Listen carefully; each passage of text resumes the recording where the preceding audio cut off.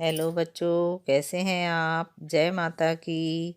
आज मैं आपके लिए लेकर आई हूँ माँ महिषासुर मर्दनी की कहानी। विजयादशमी के दिन जहाँ एक ओर भगवान श्री राम ने रावण का वध किया था, तो वहीं दूसरी ओर माँ दुर्गा ने महिषासुर का वध भी इसी दिन किया था।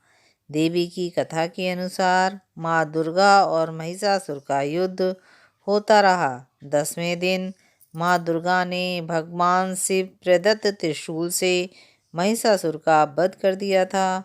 इसी कारण माँ दुर्गा को महिषासुर मर्दनी भी कहा जाता है। महिषासुर को ब्रह्मा जी का वरदान प्राप्त था। दैत्यराज महिषासुर के पिता रंभ नाम का एक असुर था। रंभ को एक भैंसे से प्रेम हो गया था जो जल में रहती थी। रंभ और भैंस के योग से ही महिषासुर का जन्म हुआ।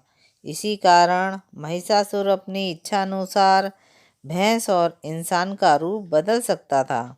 कहा जाता है कि महिषासुर ने कठोर तपस्या कर सृष्टिकर्ता ब्रह्मा से वरदान प्राप्त किया।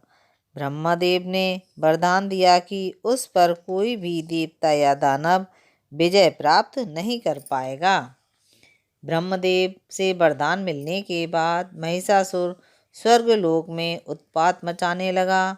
एक दिन महिषासुर के स्वर्ग पर आक्रमण कर दिया। महिषासुर ने इंद्र को परास्त किया और स्वर्ग पर कब्जा कर लिया।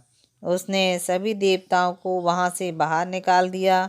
सभी देवगण इससे परेशान होकर त्रिमूर्ति ब्रह्मा विष्णु महेश के पास गए और अपनी समस्या बताई। लेकिन ब्रह्मा जी के वरदान के कारण स्वयं ब्रह्मा विष्णु महेश भी महिषासुर को मार नहीं सकते थे। महिषासुर को मारने के लिए सभी देवताओं ने माँ दुर्गा का सृजन किया। त्रिदेवों के शरीर से शक्ति पुंज निकलकर एकत्रित हुई।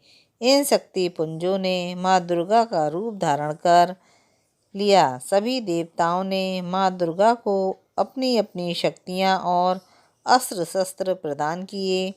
माँ दुर्गा ने महिषासुर से लगातार 9 दिनों तक युद्ध किया और 10वें दिन उसका वध कर दिया। यही कारण है कि हिंदू धर्म में 9 दिनों तक दुर्गा पूजा मनाई जाती है।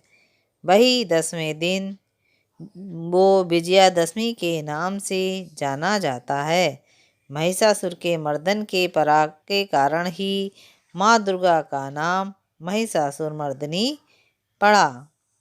जय माता की। बच्चों, आपको मेरी कहानी कैसी लगी? अच्छी लगी तो सब्सक्राइब कीजिए, लाइक कीजिए, शेयर कीजिए। फिर मिलेंगे नई कहानी के साथ।